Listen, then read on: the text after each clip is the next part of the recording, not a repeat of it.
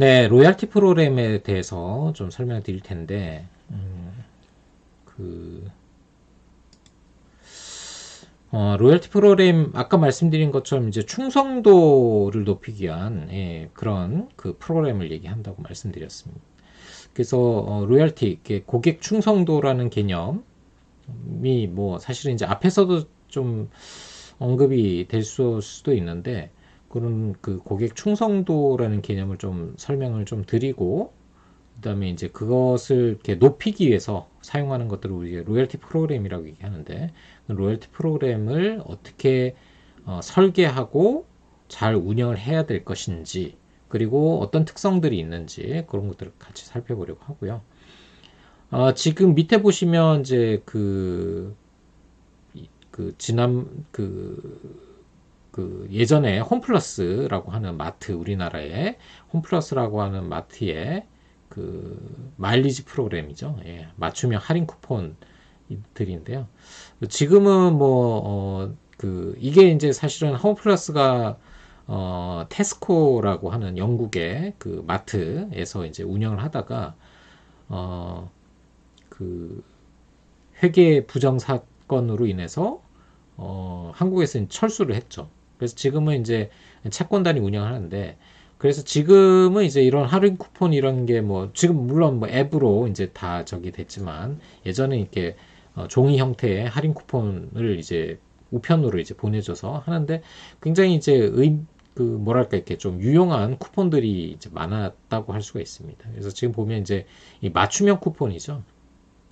어떤 특정 고객이 뭐 자주 구매하거나 아니면 관심을 가질 만한 쿠폰들을 이렇게 분석해 가지고 할인 쿠폰을 이제 보내주는데 이런 게 이제 테스코라는 이제 영국 마트에서 1995년도에 이제 그 데이터 컨설팅 회사로부터 컨설팅을 받아서 이제 어떤 시스템을 구현을 했습니다. 그 던험비라고 하는 컨설팅 회사인데 그 회사에서 이제 이런 이제 맞춤형 어떤 쿠폰 같은 것들을 이렇게 분석해주는 그런 솔루션을 이제 말하자면 컨설팅을 이제 이용해가지고 그런 것들을 이용해서 이제 고객의 어떤 그 기호에 맞는 할인 쿠폰 같은 것들을 이렇게 생성해주는 그런 이제 시스템을 이제 갖추게 된 거죠. 그래서 뭐 테스코가 그 영국에서 1990년대 초반만 하더라도 그 마트 중에서 시장 점유율이 4위였습니다. 가장 이제 마트 점유율이 떨어진 기업 중에 하나인데 이 로열티 프로그램하고 그다음에 이제 뭐 인터넷 뱅킹이라는 것도 하고 뭐 하여튼 여러 가지 인터넷 기반의 어떤 서비스들 이런 것들을 굉장히 잘 이렇게 운영하면서 시장 점유율이 이제 1위가 된 거죠. 그래서 어, 아마 뭐 영국에 혹시 뭐 가보신 분들은 보셨을 수도 있는데 뭐 테스코 마트도 많지만 테스코 익스프레스라고 해가지고 우리 그 편의점 같은 그런 것들도 굉장히 많고 영국에서 굉장히 그 인기 있는 그런 이제 어떤 마트 중에 하나고요. 어,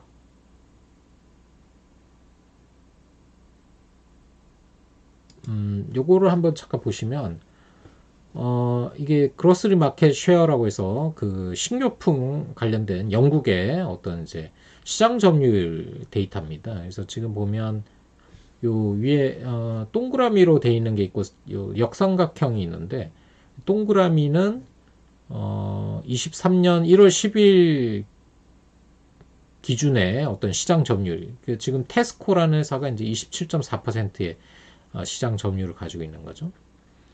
그다음에 이제 아래쪽에 역삼각형은 이제 2011년 6월 2일 기준으로 시장 점유율을 보여주는 거 있는 거고요. 지금 보면 이제 테스코 같은 경우는 물론 이제 시장 점유율 아직도 1위지만 예전보다 이제 한 10년 전보다 시장 점유율이 좀 떨어졌죠. 반면에 이제 그 2위 업체가 세인스부리라는 회사인데 이 회사 같은 경우는 이제 시장 점유율이 좀 높아졌고 에스다라는 회사도 시장 점유율이 좀 높아졌고요.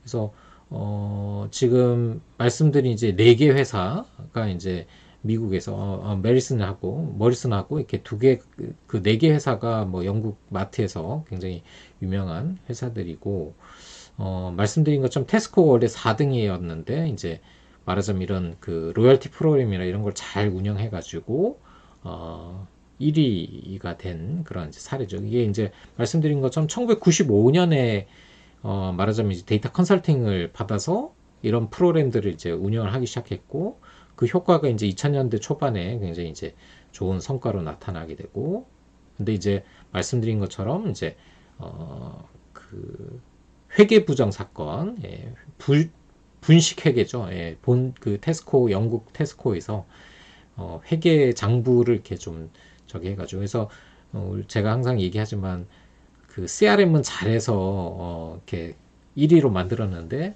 회계를 잘못해가지고, 예, 좀 이렇게 주춤한, 예, 아직 뭐 그렇다고 해서 뭐 이 순위가 바뀌진 않았지만 예전보다는 많이 이제 그 순위가 많이 떨어진 거죠. 그래서 그런 이제 사례 중에 하나라고 이제 할 수가 있겠습니다.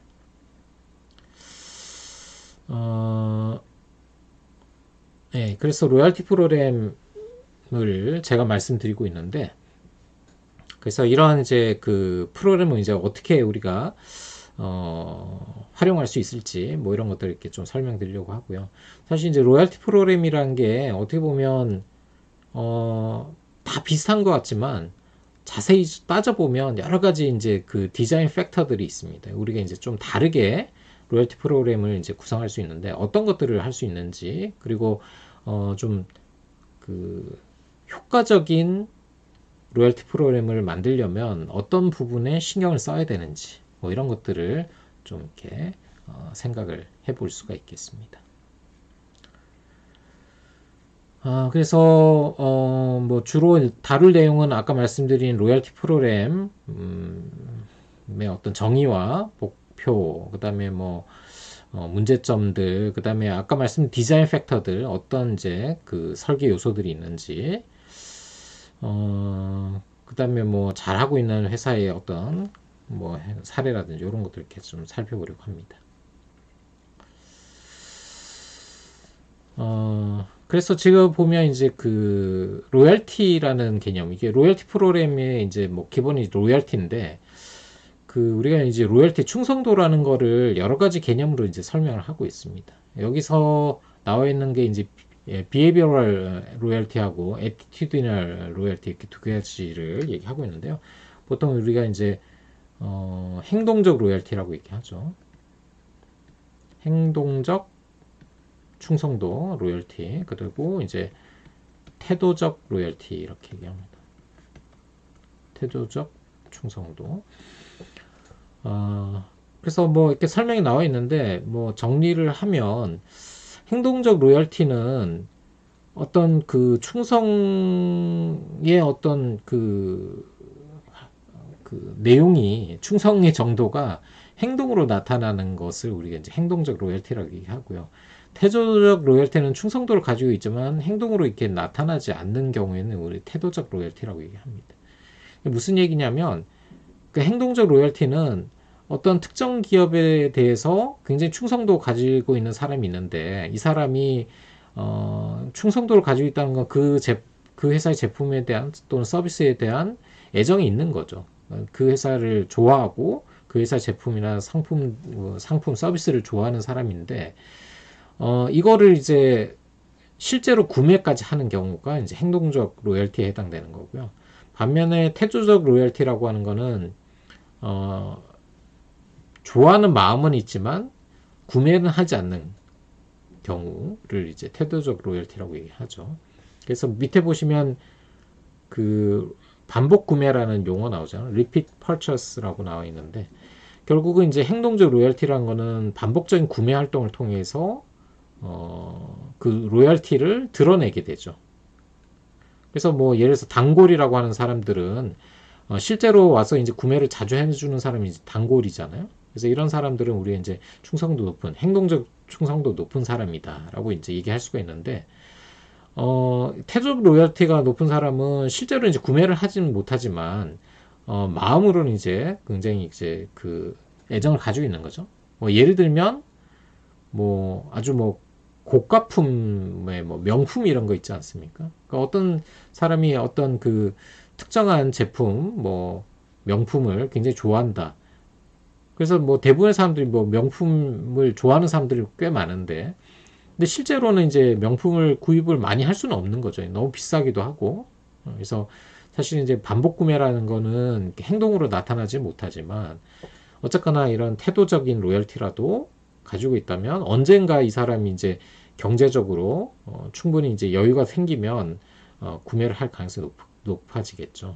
그래서 이런 경우를 우리가 이제 태도 로열티라고 얘기합니다. 그러니까 사실 이제 행동적 로열티가 가장 좋지만, 일단 태도적 로열티라도 높여놓으면, 우리가 이제 그 사람이 이제 어느 정도 경제적인 환경이 이제 갖추어지면 또 행동적 로열티를 실현할 수가 있을 거라는 거죠. 그래서 그 두 가지가 뭐 그 어떤 행동의 차이는 있겠지만 그런 차이가 있는 거고요.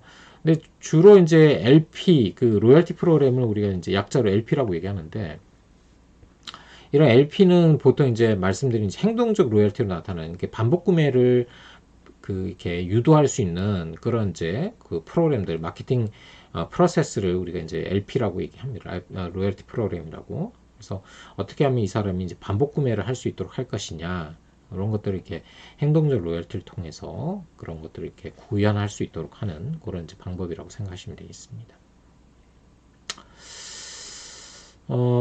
그래서 뭐 좀 전에 말씀드린 그 로열티 프로그램이란 거는 결국은 이제 수익성 있는 고객을 확보하기 위해서 반복 구매를 유도할 수 있는 그런 마케팅 프로세스를 우리가 이제 로열티 프로그램이라고 얘기를 하는 거죠.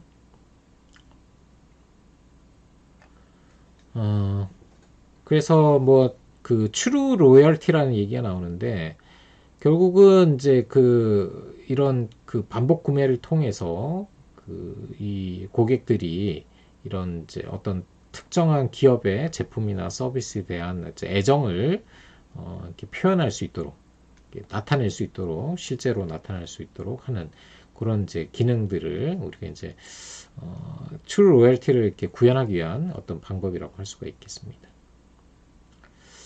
그래서 쭉 넘어가시면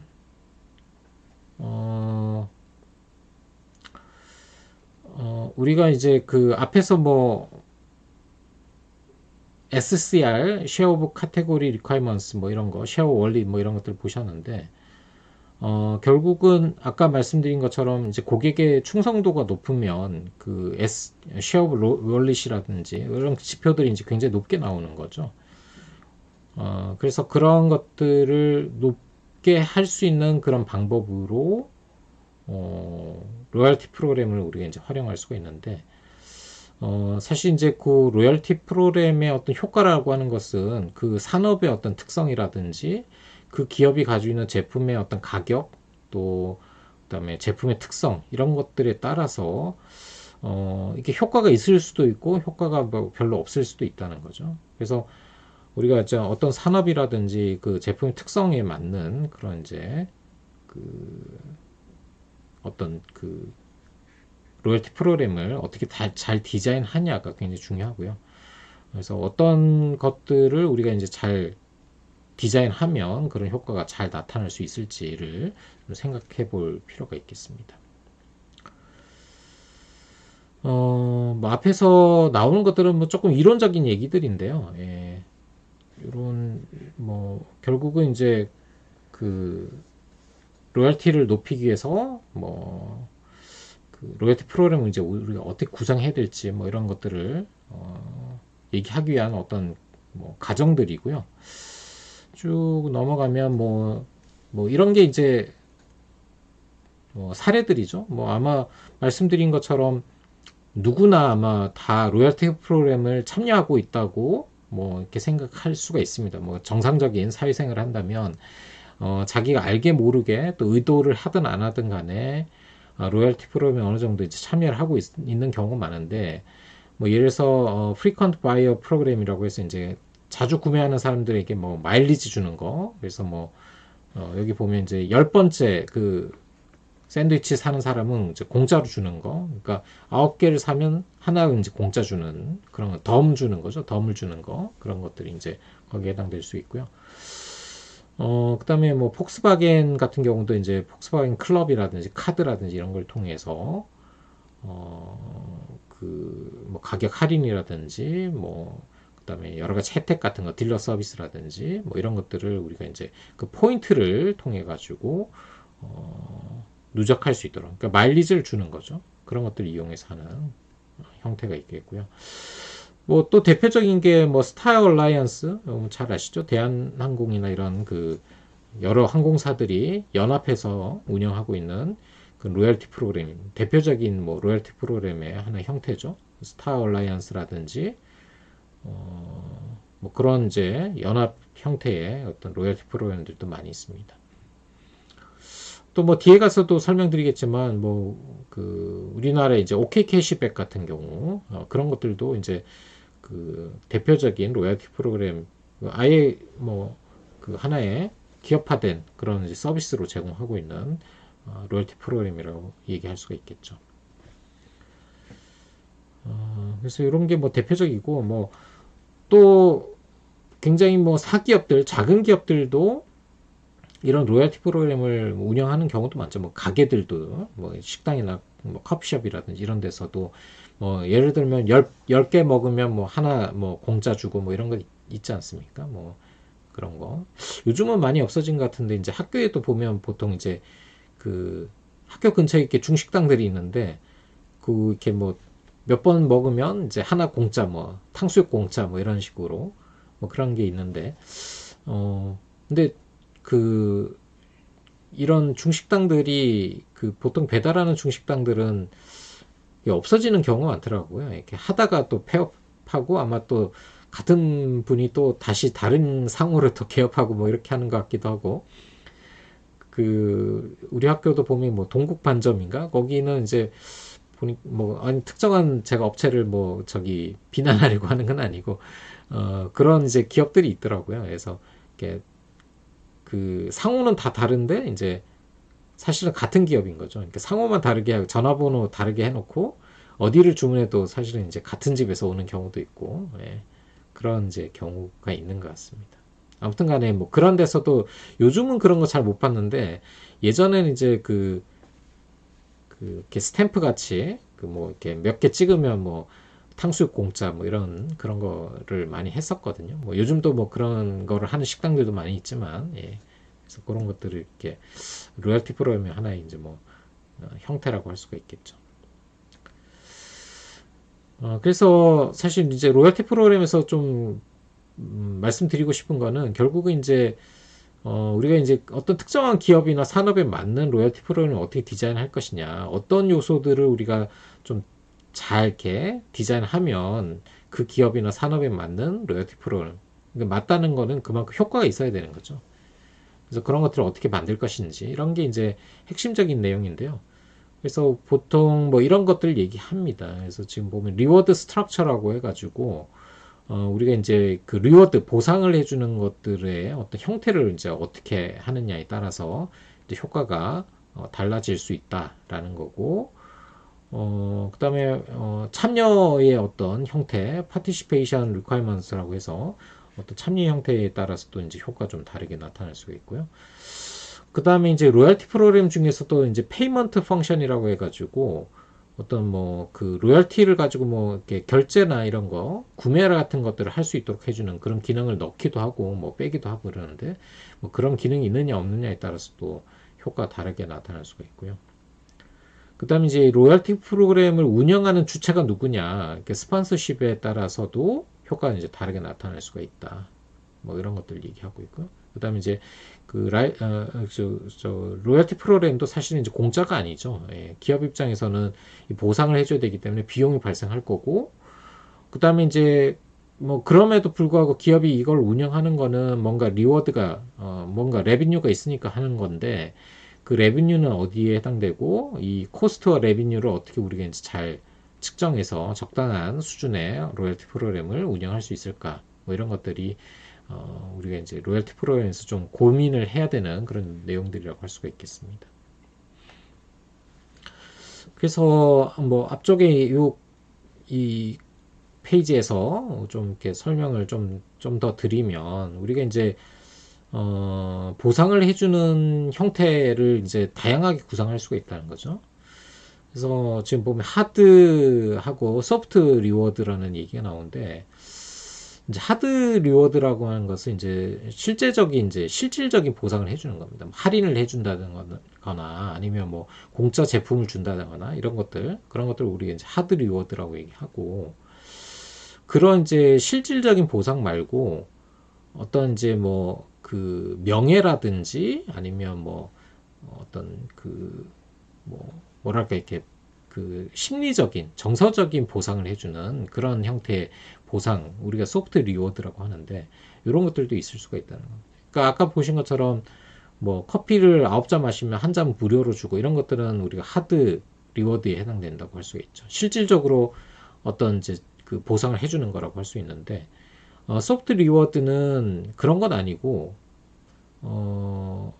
이렇게 말하자면 이렇게 좀 자주 구매하는 사람은 뭔가 이렇게 좀 뭐랄까 이렇게 등급 같은 걸 이렇게 저기 해주는 거죠. 그러니까 뭐 물론 이제 등급이 높아지면 그만큼 이제 보상을 더 해주는 경우도 있겠습니다만, 꼭 그걸 떠나서라도 우리가 이제 뭐 보상의 수준은 어떻게 보면 뭐 당연히 이제 많이 구매한 사람에게 보상을 많이 해주는 건 맞는데, 그거 말고도 이제 심리적으로 이제 보상을 해주는 그런 경우도 있다는 거죠. 예를 들어서 뭐 현대카드 같은 경우에 뭐 그런 거 있지 않습니까? 뭐 이렇게 요즘은 현대카드도 다른 카드 회사와 뭐 비슷해졌는데, 예전에 이제 현대카드가 로열티 프로그램을 굉장히 잘 운영하는 그런 사례로 많이 이제 얘기를 했었거든요.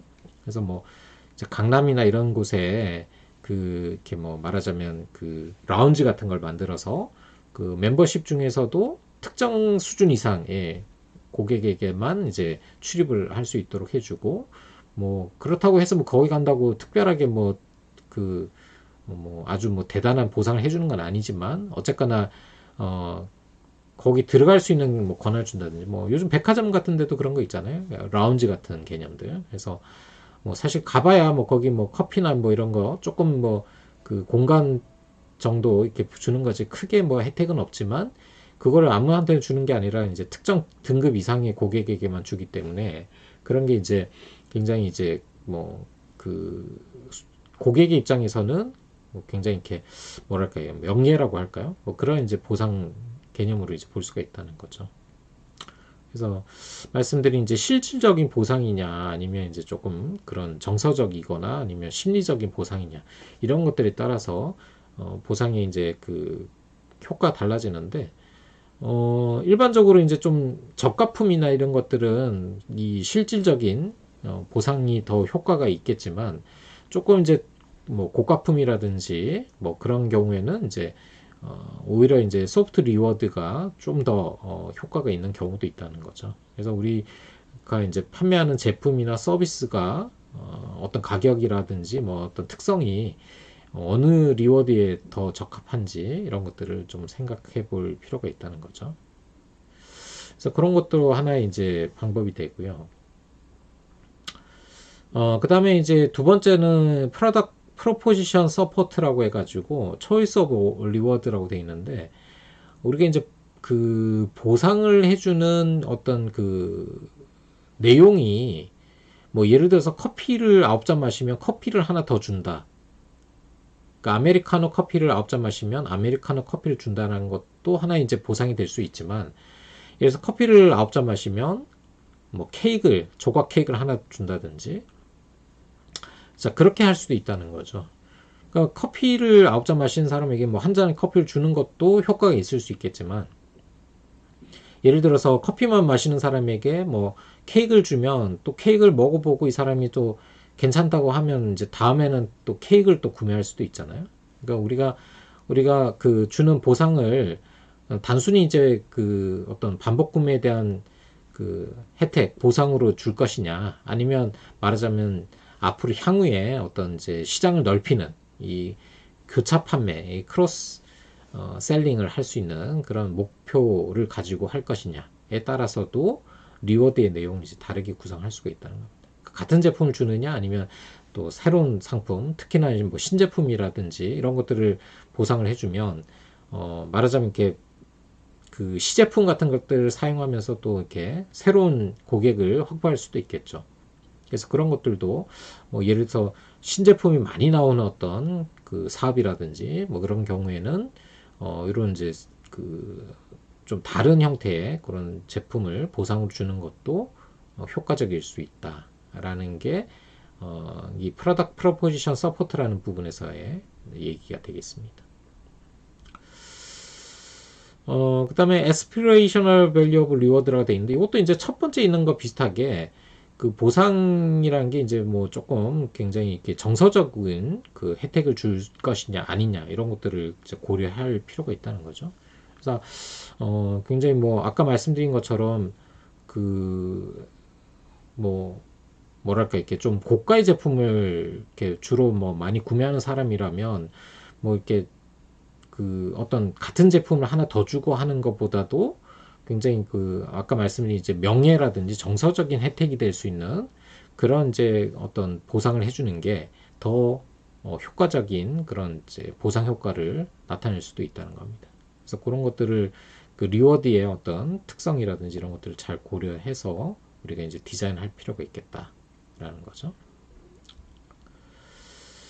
그 다음에 이제 네 번째 보면 rate of rewards라고 해가지고 보상의 이제 그 비율을 어떻게 해줄 것이냐. 그래서 아까 말씀드린 것처럼 뭐 커피를 9잔 마시면 한 잔을 무료로 준다. 그러면 어떤 사람이 이렇게 뭐 하다 보니까 뭐 이렇게 계속 이제 단골이 돼서 계속 그 집 커피를 마시는데 물론 9잔 마시면 한 잔을 무료로 먹을 수도 있겠지만 뭐 예를 들어서 18잔을 마시면 뭐 케이크를 하나 준다든지 그러니까 말하자면 이렇게 그 반복 구매가 누적되면 누적될수록 보상의 크기가 더 이제 더 커지는데 그게 커지는 정도가 비례적으로 가는 게 아니라 더 이제 높은 보상을 해주는 경우에 더 효과적일 수가 있다는 겁니다.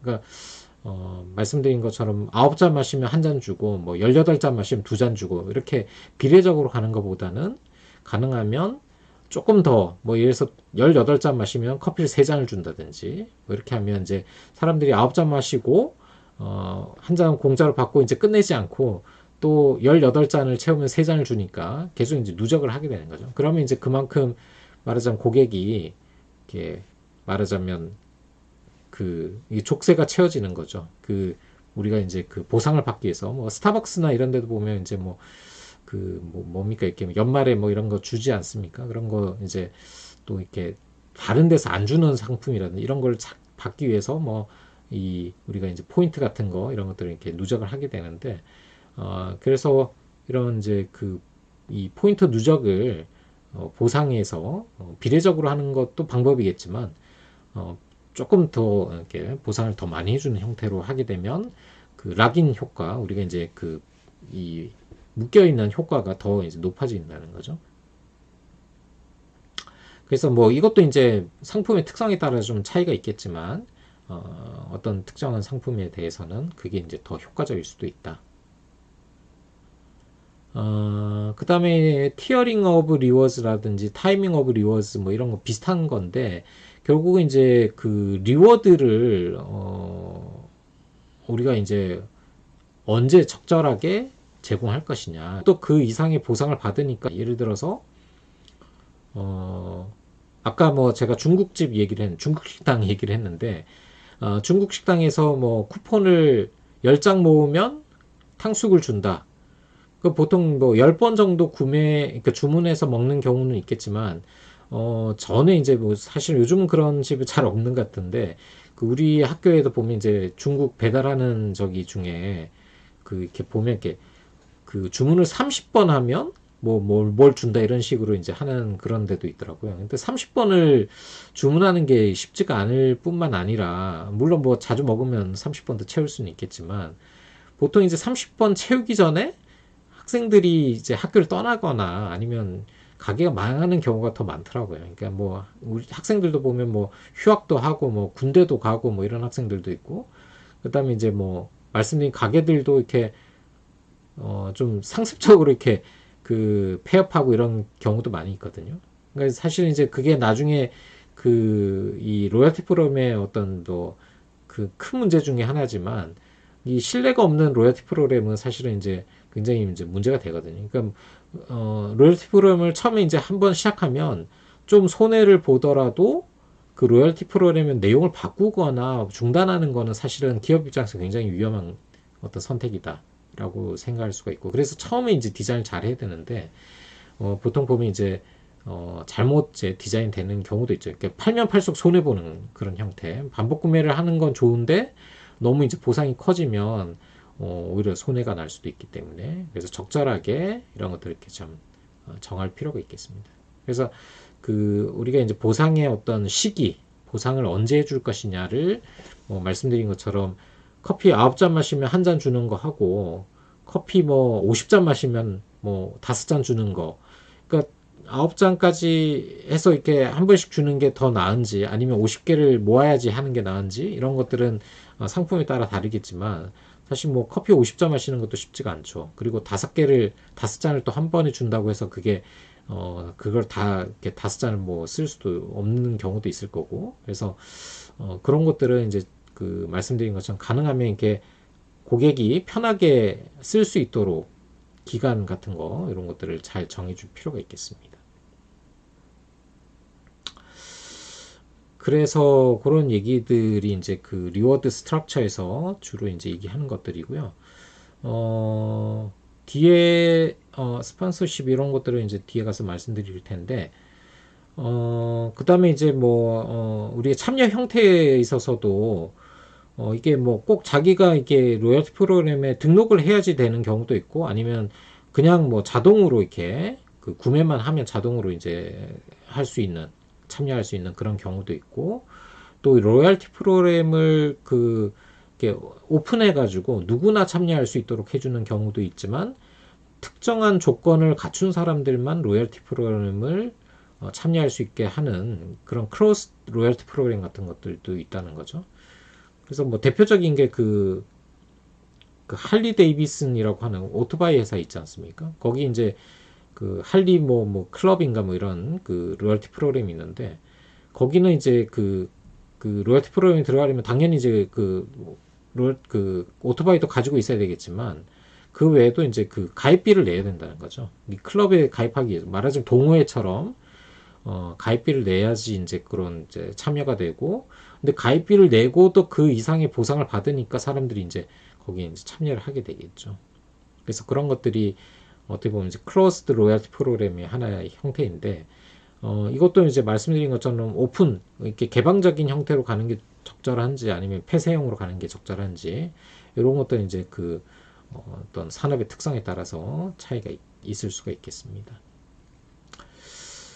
그 다음에 이제 그 마일리지 적립 같은 경우도 이제 자동 적립이 될 것이냐, 아니면 수동으로 뭐 고객이 직접 이제 뭔가 해야지 이제 적립되게 할 것이냐, 뭐 이런 것들도 이제 차이가 있는데, 뭐 자동 적립이 되면 고객 입장에 좋겠지만, 또 이게 약간 수동, 뭐 우리 그 OK 캐시백 같은 경우에 보면 이제 물론 이제 자동으로 누적되는 경우도 있지만, 뭐 이렇게 말하자면 스티커 같은 형태로 이렇게 주어지는 경우도 있죠. 뭐 어떤 제품 사면 이렇게 말하자면 쿠폰 번호 같은 게 있어가지고 그걸 이제 OK 캐시백에 등록해야지 마일리지가 이제 적립되는 그런 경우도 있잖아요. 그런 것들이 이제 매뉴얼 포인트 어큐뮬레이션, 우리 이제 수동적인 이제 그 포인트 적립 뭐 이런 형태가 될 텐데, 뭐 이런 것들도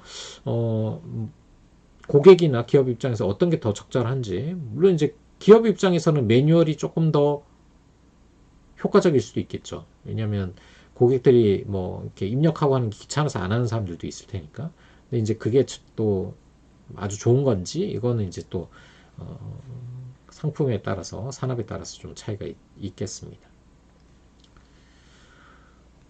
그 다음에 이제 페이먼트 펑션이라 해가지고 로열티 프로그램을 우리 이제 활용하는데, 이제 결제 기능까지 이제 줄 것이냐 말 것이냐 뭐 이런 겁니다. 그래서 예를 들면 뭐 우리 이제 항공사 마일리지 같은 거 있지 않습니까? 항공사 마일리지 같은 경우는 그 마일리지를 가지고 뭐 이렇게 구매를 할 수가 있죠. 항공권을 구매할 수도 있고, 그런 거. 사실 앞에서 그 뭐죠? 그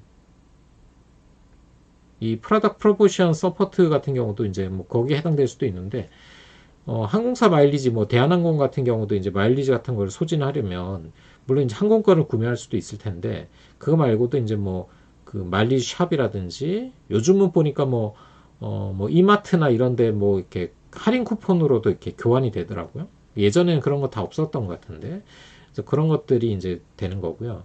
그다음에 이제 항공권 같은 경우도 그게 이제 마일리지만으로 살 수 있느냐, 아니면 이제 마일리지 플러스해서 내가 돈을 더 내면 더 비싼 항공권으로 바꿀 수 있는지, 뭐 이런 것들을 이제 우리가 이제 허용할 것인지, 뭐 이런 것들도 이제 디자인할 때 좀 고민해야 되는 그런 요소라고 할 수 있습니다. 그러니까 마일리지로 이제 항공권을 구매하는데, 항공권을 구매할 때는 마일리지로 구매한 사람은 마일리지로만 구매를 할 수 있도록 할 것이냐, 아니면 거기다 추가로 내가 뭐 현금을 더 내면, 마일리지로 좀 부족한 사람은 현금을 더 내면 그 현금 플러스해서 특정한 항공권을 구입할 수 있도록 할 것이냐, 해줄 것이냐, 뭐 이런 것들을 우리가 이제 좀 또 고민을 해볼 필요가 있다는 거죠. 물론 이제 그렇게 유연하게 해주면 고객 입장에서는 좋은 건데, 기업 입장에서 이게 이 마일리지 관점에서 이게 적절한지, 이런 것들 이제 고민을 좀 더 해볼 필요가 있겠습니다. 그래서 그런 것들을 이제 좀 어떻게 디자인하느냐에 따라서 좀 차이가 있는데, 뭐 일반적으로는 이 마일리지 프로그램, 이 로열티 프로그램이라고 하는 거는 좀 소기업 또 저가품 같은 경우에 이제 반복 구매를 유발할 때 굉장히 효과적으로 이제 사용할 수 있는 거고요. 근데 이제 아까 말씀드린 이제 고가품이라든지 이런 경우는 그 소프트 리워드 같은 것들을 또 잘 활용하면 또 나름대로 또 효과를 어느 정도 기대할 수가 있겠습니다. 그 다음에 이제 또 로열티 프로그램의 디자인 캐릭터리스틱스 중에 이제 스폰서십, 운영을 누가 하느냐, 뭐 이런 것들도 있고요. 그 다음에 이제, 로열티 프로그램의 이제 비용, 이런 것들도 좀 생각해야 되는데, 그 내용은 좀 쉬었다가 보도록 하겠습니다. 지금 8시 26분인데요. 예, 8시 40분까지 쉬시고, 예, 그 다음에 조금 더 보시고 이렇게 하도록 하겠습니다. 예.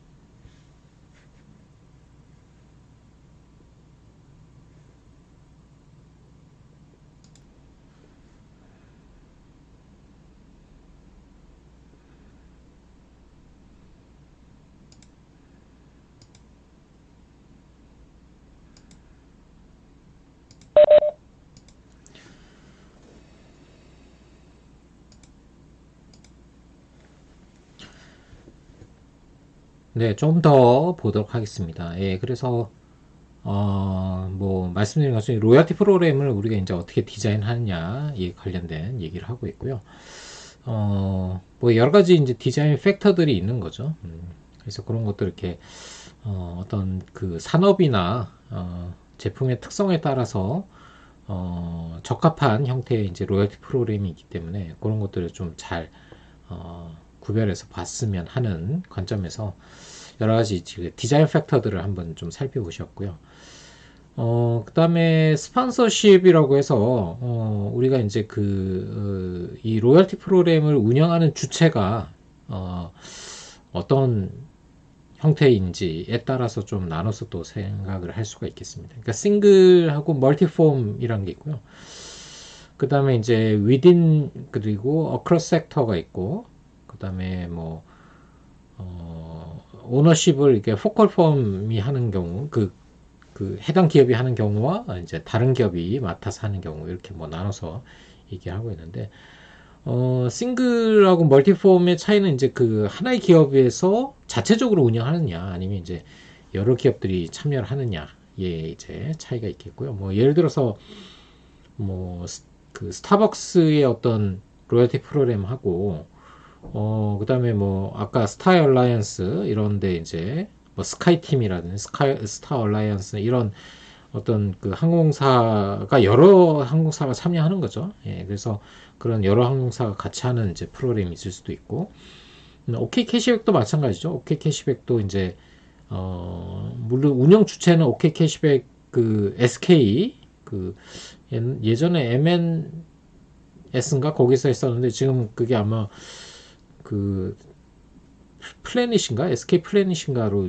주체가 바뀌었을 텐데요. 어쨌거나 그 OK 캐시백을 운영하는 회사가 있고 그 안에 이제 여러 기업들이 OK 캐시백을 같이 이제 활용을 하는 거죠. 이제 그런 경우가 있고요. 그다음에 이제 위딘하고 크로스 섹터 같은 경우는 이제 위딘은 보통 이제 같은 산업 내에서 그 로열티 프로그램을 같이 이제 활용하는 경우, 그 아까 말씀드린 스타 얼라이언스라든지 뭐 스카이팀 같은 경우에 그 여러 항공사이지만 이제 항공산업이라는 측면에서는 같은 이제 로열티 프로그램이랄 수가 있는 거죠. 근데 OK 캐시백 같은 경우는 사실 여러 산업들이 같이 말하자면 로열티 프로그램을 같이 운영하는 거죠.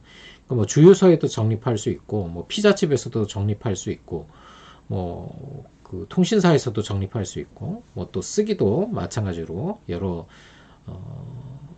그 섹터에서 사용할 수 있는 그런 형태가 또 있을 수가 있습니다. 그러니까 뭐 당연히 싱글보다는 멀티폼 또 위딘보다는 어크로스 섹터가 소비자 입장, 고객 입장에서는 이제 유연성이 높을 텐데 또 이제 그만큼 운영 기업이나 아니면 이제 그 기업 입장에서 볼 때는 또 이제 조금 뭐 운영에 부담도 되고 뭐 OK 캐시백 같은 경우는 이제 그걸 같이 이용하는 대신에 이제 말하자면 뭐 수수료 같은 형태의 어떤 보상이 있겠죠. 뭐 그런 것들도 이제 또 한계점이 될 수가 있을 거고요. 그다음에 이제 주체가 그 뭐 싱글 같은 경우는 아까 말씀드린 것처럼 이제 하나의 기업이 자기가 운영하는 거니까 자기가 이제 그 포컬 펌이 그 운영을 책임지고 하겠지만 말씀드린 이제 그 여러 기업들이 참여하는 경우에는 보통 이제 특정한 기업이 그걸 맡아서 하거나 아니면 이제 OK 캐시백 같이 그 로열티 프로그램을 아예 운영하는 회사가 따로 있는 경우도 있죠. 그래서 이런 것도 이제 그 뭐 사실은 이제 그 OK 캐시백 같은 경우는 말씀드린 것처럼 이제 각 기업들이 말하자면 OK 캐시백에 어느 정도 이제 수수료를 내는 형태가 될 텐데 대신에 이제 OK 캐시백이 가맹돼 있으면 그만큼 이제 소비자 입장에서는 굉장히 이제 이 마일리지 같은 걸 쓰기가 편하고 적립이 편하니까 또 그만큼 이제 그 말하자면 이렇게 활용성이 높아질 가능성이 높겠죠. 그래서 이제 그런 것들도 사실 장단점이 있기 때문에 우리가 이제 어떻게 그 디자인 하느냐에 따라서 또 어떤 산업이나 제품의 특성에 따라서 또 그 효과가 다르게 나타날 수가 있겠습니다. 그래서 그런 것들을 이렇게 잘 이렇게 생각하면서 디자인을 잘 할 필요가 있는 거죠. 그래서 그런 내용이 이제 뒤에 보시면 그런 내용들입니다. 아까 말씀드린 것처럼 그 싱글하고 멀티 펌, 그 다음에 위딘하고 어크로스 섹터, 그 다음에 오너십의 경우에도 예, 그렇게 나눠서 생각할 수가 있겠습니다. 그 다음에 이제 코스트와 레비뉴 관점에서 뭐 이런 얘기들을 하는데, 일단 코스트는 뭐 이런 것들이 발생한다는 거죠. 스폰서십, 지금 보면,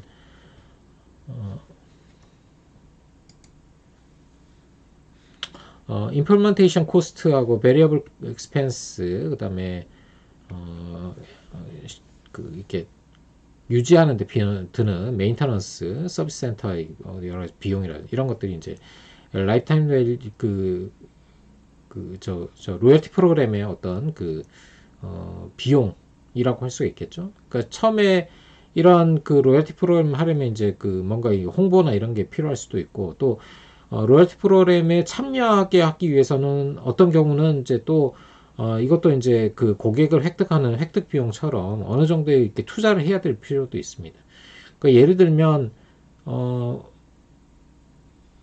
그 처음에 이제 로열티 프로그램에 이 사람들, 고객들이 이제 하게 하려면, 말하자면 이렇게 우리 그 아까 말씀드린 스탬프, 커피 한 잔 마시면 스탬프 하나 찍어주고 이런 경우가 있을 텐데, 이거를 이제 뭐 커피를 진짜 마실 때마다 찍어주느냐, 아니면 처음에 뭐 발급받을 때 한 두 칸 정도 찍어주느냐에 따라서 또 이렇게 참여도가 달라질 수가 있다는 거예요.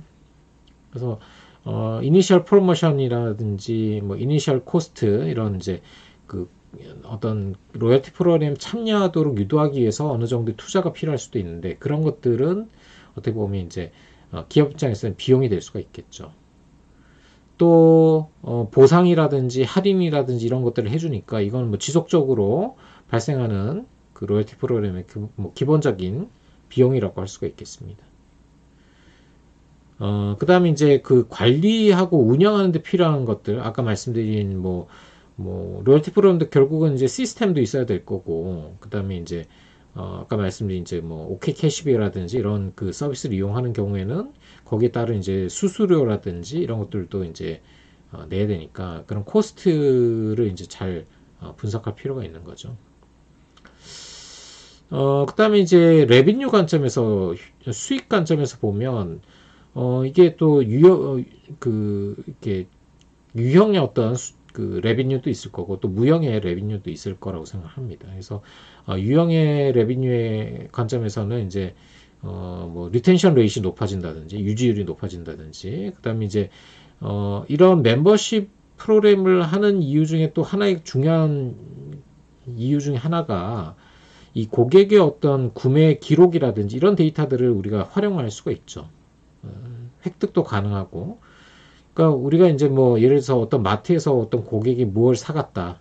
그러면 그 내역을 알기 위해서는 이런 로열티 프로그램이 없다면, 결국 신용카드 회사로부터 데이터를 구매하거나 이렇게 해야 되는데, 사실은 이제 그건 또 비용이 드니까, 로열티 프로그램을 운영하면서 고객이 이제 마일리지를 적립하기 위해서는 우리가 이제 그 자기 그 로열티 카드 같은 걸로 이렇게 그 적립을 해야 되잖아요. 그러면 이제 구매 내역이라든지 거래 내역 같은 것들이 이제 다 데이터 형태로 저장이 될 수 있으니까 그런 것들 이용해서 쓸 수가 있죠. 그리고 우리가 이제 보통 로열티 프로그램에 처음 이제 가입하게 되면 거기 보면 이제 개인정보 이런 거 공유한다, 공개한다 이런 거에 대한 보통 이제 서명을 받죠. 그래서 기업 입장에서는 고객의 데이터를 좀 합법적으로 이렇게 확보할 수 있는 그런 이제 어떤 장점들. 그게 어떻게 보면 굉장히 그 효익 중에 하나라고 할 수가 있겠죠. 수익이라고 할 수 있는 부분입니다. 그래서 그런 것들이 이제 발생할 수 있는데, 그 다음 이제 말씀드린 유지율이라든지 이렇게 높아진다든지 그런 이제 장점들도 있을 텐데, 결국은 이제 코스트와 그런 이제 그 어떤 효과들, 이런 것들을 잘 비교를 해서 적절한 수준에서 보상을 할 필요가 있는 거죠. 자, 그래서 이 로열티 프로그램이 이제 잘 운영이 되려면 아까 말씀드린 그런 이제 그 로열티 프로그램에 대한 디자인 요소들, 아까 말씀드린 다양한 형태의 디자인 요소들이 있는데 이런 것들을 우리 제품이나 스폰서십 산업에 맞춰서 적절한 어떤 로열티 프로그램을 잘 구성해야지 이제 효과적인 로열티 프로그램이 만들어질 수가 있을 거고요. 그 외에도 이런 것들, 고객의 특성이라든지 어떤 그 기업의 특성 같은 것들도 로열티 프로그램의 어떤 효과를 결정하는 중요한 이제 요인이 될 수가 있겠습니다. 아까 말씀드린 것처럼 로열티 프로그램의 설계 요소에 따라서도 당연히 로열티 프로그램의 어떤 효과 달라질 수가 있을 거고요. 그 다음에 이제 고객의 특성, 그러니까 우리 그 제품을 구매하는 그 고객의 어떤 특성이 이 로열티 프로그램에 적절한지 이런 것도 볼 필요가 있겠고, 또 우리 기업이 이런 로열티 프로그램을 운영하는 게 정말 이렇게 효과적일지에 대해서도 좀 고민을 할 필요가 있겠습니다. 그래서 크게 보면 세 가지의 어떤 요소에 의해서 어떤 그 성공적인 로열티 프로그램이 운영될 수 있느냐 없느냐가 이제 결정된다, 이렇게 볼 수가 있는 거고요.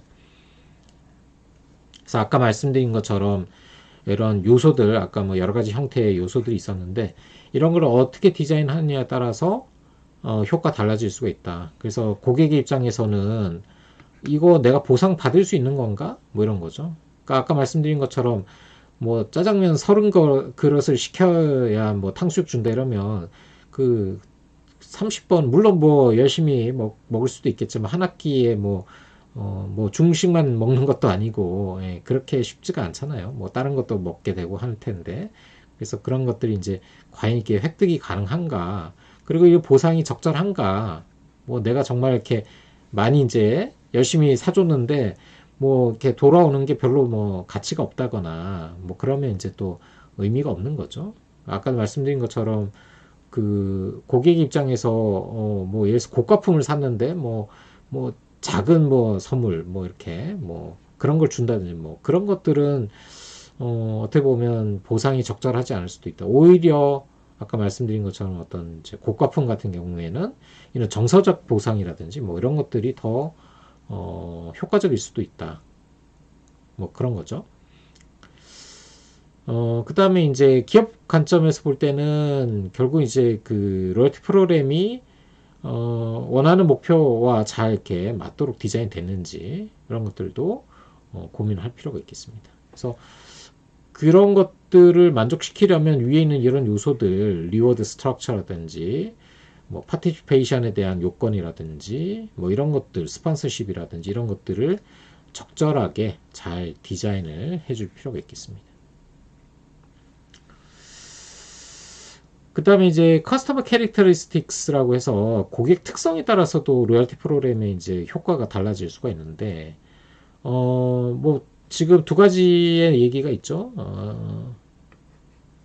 그 주유소 같은 그런 산업, 주유소 산업 같은 경우는 사실은 이제 굉장히 사람들이 고객들이 그 소비의 어떤 그 행태나 뭐 어떤 그 소비량 같은 게 뭐 크게 차이가 없다는 거죠. 그러니까 우리 보통 물론 뭐 택시를 한다든지 이런 분들 버스 사업을 한다든지 이런 분들은 뭐 주유를 많이 엄청 많이 하겠지만 일반인 같은 경우는 뭐 이게 다 비슷비슷하잖아요. 뭐 출퇴근에 쓴다든지 아니면 뭐 잠깐 주말에 뭐 외출한다 이럴 때 차를 쓰게 되니까 사실은 이제 뭐 그 주유량이라든지 이런 것들이 개인마다 크게 차이는 안 날 수도 있다는 겁니다. 그래서 그러한 경우에 와 그다음에 두 번째 같은 경우에 이제 금융 서비스라든지 뭐 통신 이런 경우에는 개인마다 많이 차이가 나죠. 우리 이제 뭐 금융 상품도 어떤 고객은 예금 뭐 엄청 큰 예금을 하는 뭐 연예인 같은 경우는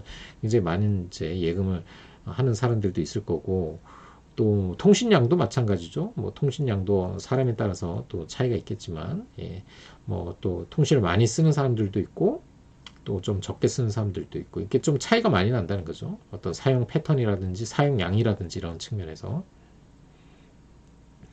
그래서 뭐 결과적으로 말씀드리면 이제 그 요런 차이가 많은 산업에서 더 효과적으로 좀 로열티 프로그램이 작동하는 경우가 많다. 그래서 항공이라든지 뭐 호텔이라든지 뭐 이런 그 산업에서는 이제 그 좀 그 이런 그 로열티 프로그램이 잘 이렇게 작동하는 경우가 많다. 반면에 이제 그 말씀드린 이제 가솔린, 이렇게 주유 산업이라든지 이런 곳에서는 별로 이렇게 효과가 크지 않다.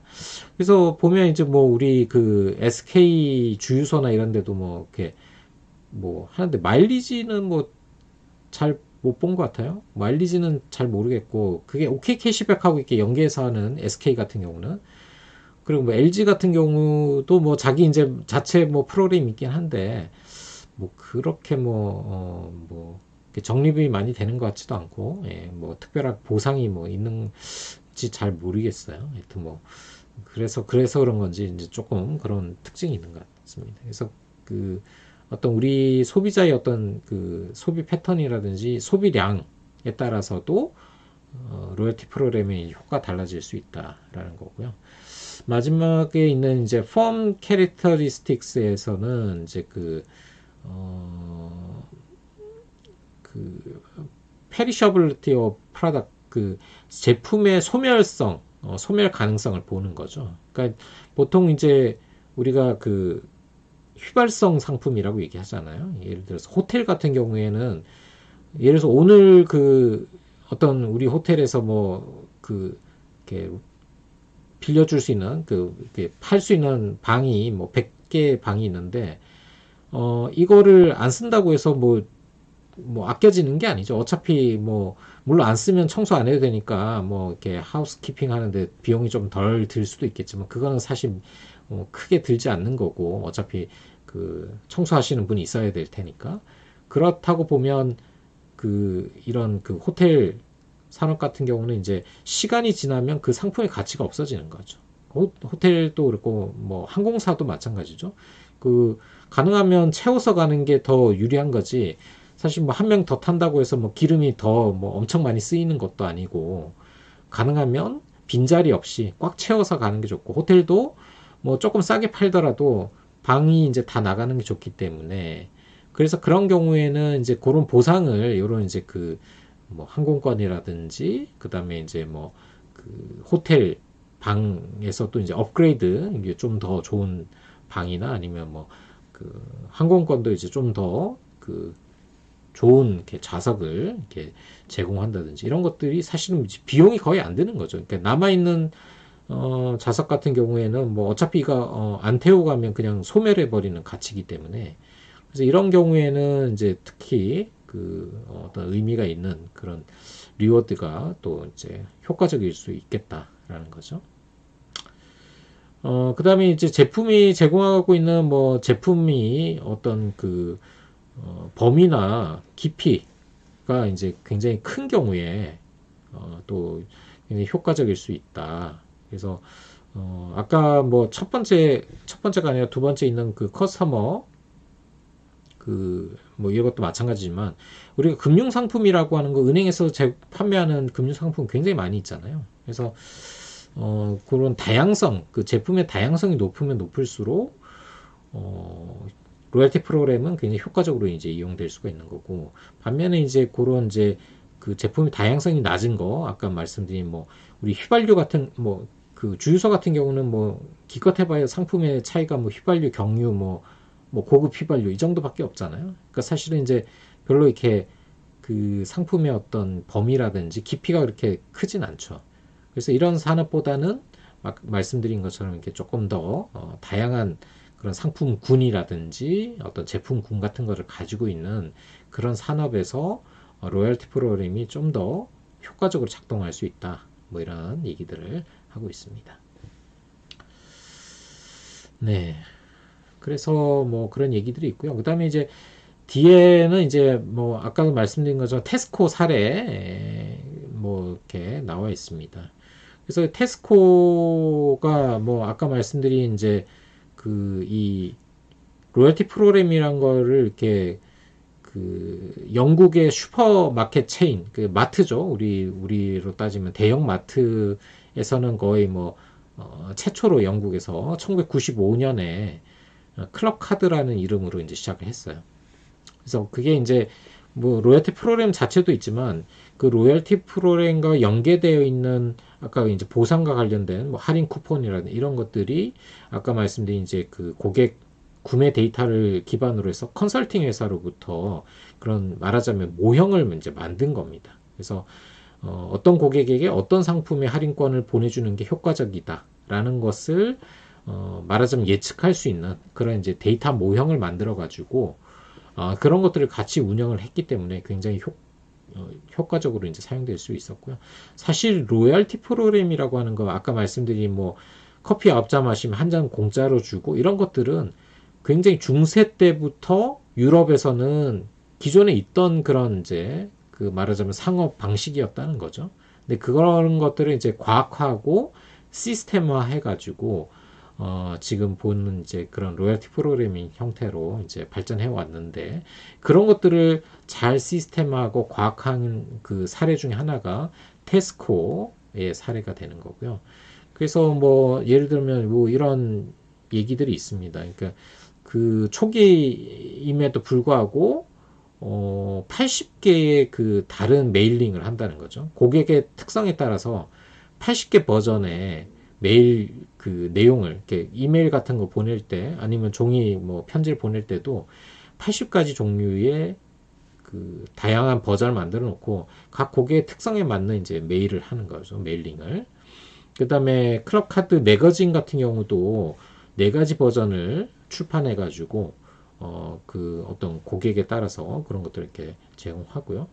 그 다음에 요즘은 이제 우리나라에서도 마트에 가면 뭐 이렇게 그 특정한 제품군에 해당되는 클럽 이런 게 또 따로 있는 경우도 있죠. 특히 뭐 요즘 보니까 뭐 그 뭐 와인 같은 거, 뭐 위스키라든지 와인 같은 거를 따로 이렇게 주류 뭐 클럽 이렇게 해서 운영하는 그런 이제 사례들도 봤는데, 그런 것들도 사실은 이제 테스코에서 베이비 클럽이라든지 이런 거를 잘 운영해 가지고 효과적으로 운영을 한 그런 사례가 있습니다. 그래서 말씀드린 것처럼 물론 이제 뭐 로열티 프로그램 하나만 가지고 뭐 테스코가 성공했다 이렇게 얘기할 수는 없겠지만 사실 뭐 그 요즘 말하는 인터넷 뱅킹이란 거 이런 것들도 우리나라는 뭐 한지 얼마 안 됐지만 영국에서는 이제 테스코에서 그 인터넷 뱅킹도 같이 했었거든요. 그러니까 마트 가서 장도 보고 뭐 은행 업무도 보고 뭐 이런 것들을 다 이제 할 수 있는 그런 그 어떤 시스템을 갖췄고 그다음에 이제 뭐 말씀드린 로열티 프로그램이라든지 뭐 기타 여러 가지 뭐 할인 쿠폰이라 이런 것들도 그 잘 이렇게 운영을 했기 때문에 그런 게 이제 종합적으로 잘 운영이 돼서 굉장히 이제 시장 점유율이 높은 그런 이제 성공적인 사업을 운영할 수 있었는데 말씀드린 것처럼 회계를 잘못해가지고 예, 요즘 주춤하지만 어쨌거나 뭐 테스코가 가지고 있는 어떤 뭐 저력이라고 할까요? 이게 마케팅 측면에서의 어떤 강점을 보면 뭐 지금도 그렇지만 뭐 앞으로도 뭐 계속 1위를 잘 운영할 수 있지 않을까, 유지할 수 있지 않을까 이런 생각이 들긴 합니다. 그래서 뭐 앞으로 더 봐야 되겠지만 그래서 말씀드린 것처럼 우리나라 홈플러스도 이 테스코 시스템을 가져와서 썼기 때문에 그 아마 뭐 홈플러스를 이렇게 좀 이용해 보신 분들은 알겠지만 예전에는 정말 이렇게 맞춤형 쿠폰도 정말 잘 의미가 있고 좀 이렇게 그때 당시는 이마트나 이런 데와는 이게 다른 정말 서비스라고 저는 생각을 했거든요.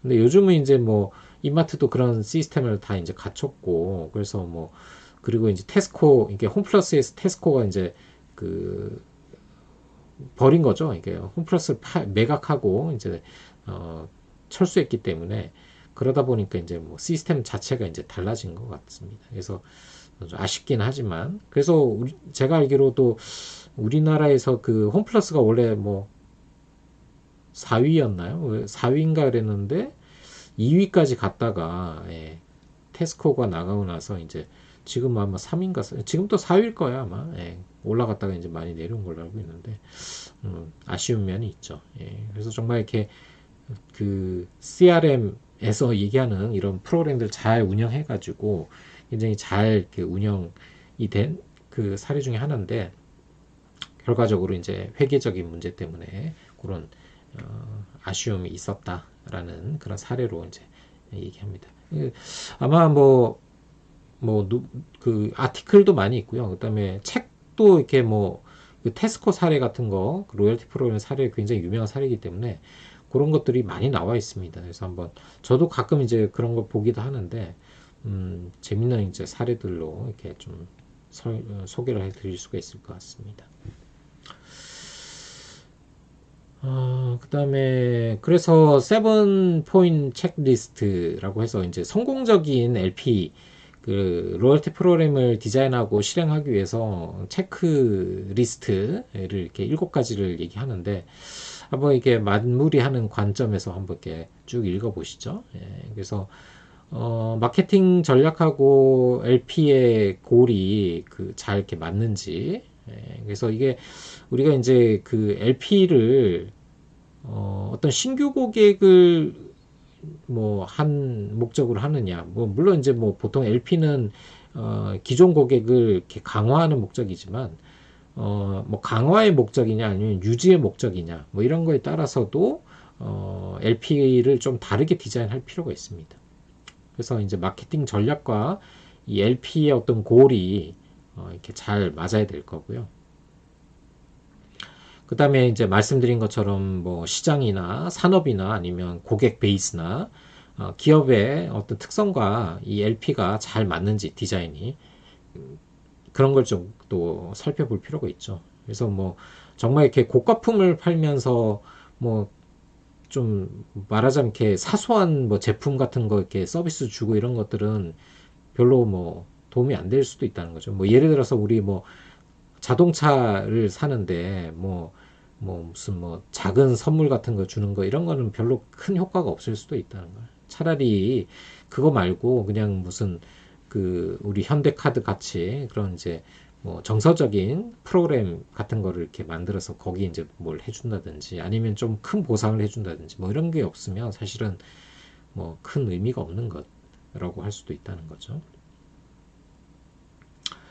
그 다음에 이제 뭐 그 우리 코스트하고 레비뉴 관점에서 이게 적절한지 이게 잘못 디자인하면 고객 그 한테 보상하는 게 너무 이제 비용이 많이 들어가지고 손해를 볼 수도 있다는 거예요.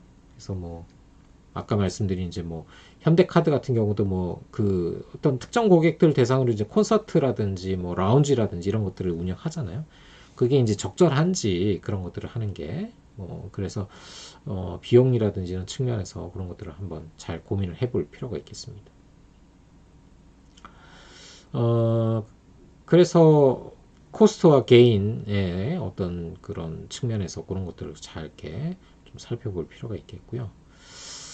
그 다음에 이 다섯 번째 있는 거, 아까 잠깐 말씀드린 것처럼 LP를 한번 시작하면 이거 자꾸 바꾸거나 철수하면 안 좋다는 거죠. 예, 좀 손해를 보더라도 좀 이렇게 장기적으로 이런 프로그램을 좀 할 필요가 있는데, 근데 우리나라의 이제 카드사 같은 경우 이제 그런 이제 뭐 혜택이라고 할까요? 뭐 카드는 좀 조금 다를 수도 있겠지만, 이렇게 그 로열티 프로그램 막 운영하다가 갑자기 뭐 조건을 바꿔가지고 예를 들어서 9잔 마시면 뭐 커피를 한 잔 준다고 했다가 뭐 이렇게 뭐 경제 사정이 안 좋아서 뭐 15잔 마셔야 한 잔 준다든지 뭐 이런 식으로 바꾸면 고객들의 불만이 굉장히 커질 수가 있다는 거죠. 그러니까 이게 신뢰의 문제이기 때문에 그러면 처음부터 이제 그런 것들을 그렇게 처음부터 디자인을 했어야지 뭐 중간에 바꾸고 뭐 아니면 뭐 아예 그 제도를 없앤다든지 그 보상해주기로 하고 안 해준다든지 뭐 이런 것들은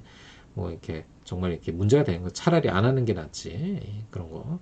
근데 실제로 이제 뭐 그런 작은 개인 사업 같은 경우는 그런 경우가 꽤 있거든요. 뭐 하다가 뭐 중간에 그 뭐 이렇게 고객들이 열심히 포인트 뭐 마일리지 모았는데 뭐 폐업을 해버린다든지 아니면 뭐 조건을 바꾼다든지 뭐 이런 것들은 굉장히 이게 고객들의 불만이 되는 그런 이제 문제가 될 수가 있겠습니다.